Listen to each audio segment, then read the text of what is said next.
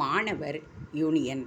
மாணவர் யூனியன் என்று தற்போது வைத்துக்கொண்டு உரிமை போராட்டம் நடத்துகிறார்கள். அதற்கு பதிலாக கொஞ்சம் விட்டு கொடுத்து அதோடு கூடவோ தாங்கள் சஜ்ஜனங்களாக, அதாவது நல்ல மக்கள், மேன்மக்கள் என்பவர்களாக உருவாகின்ற உண்மை உரிமைக்காக ஒரு யூனியன் அவர்கள் அமைத்து கொள்ள வேண்டும். ஒவ்வொரு கல்லூரியிலும் 7-8 நல்ல ஜனங்கள், நல்ல செயலூக்கமும் விட்டு கொடுக்காத மனோபலமும் கொண்டவர்களாக இதற்காக சேர்ந்து விட்டால் போதும். அவர்களே மற்றவர்களையெல்லாம் தட்டி எழுப்பி ஒரு யூனியனை ஏற்படுத்திவிட முடியும்.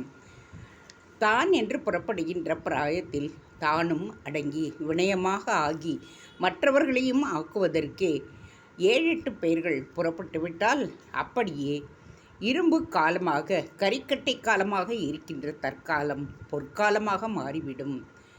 உணர்ச்சி வேகங்களின் பிரவாகம் வியாதியாக பிடித்து கொண்டிருக்கின்ற பொழுது கல்விதான் அதற்கு மருந்து.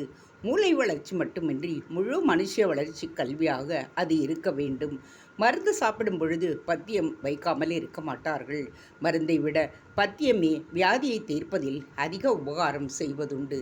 அப்படி வித்யை என்கின்ற கல்வி மருந்தோடு சேருகின்ற பத்தியமாக வினயம் என்கின்ற கட்டுப்பாடு, எளிமை என்று ஆன்றோர் வைத்திருக்கின்றார்கள். வித்யம் வினயமும் யுவப்பிரதியினருக்கு 2 கண்கள் போன்றவை. இப்பொழுது வினயத்தில் அடங்கி தாழ்ந்து இருந்தால் பின்பு உச்சநிலைக்கு உயர்ந்து விடலாம். கால் தூசியை உதாரணம் காட்டுவார்கள்.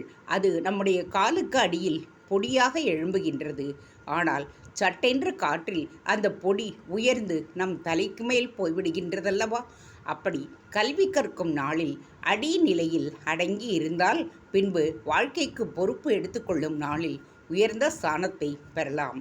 இந்த உண்மை நம்முடைய மகத்தான நாகரிகத்துக்கும் கலாச்சாரத்துக்கும் உள்ள இவர்களின் உள்ளத்தில் பதிய வேண்டும். பகவான் அதற்கு கிருபை செய்ய வேண்டும்.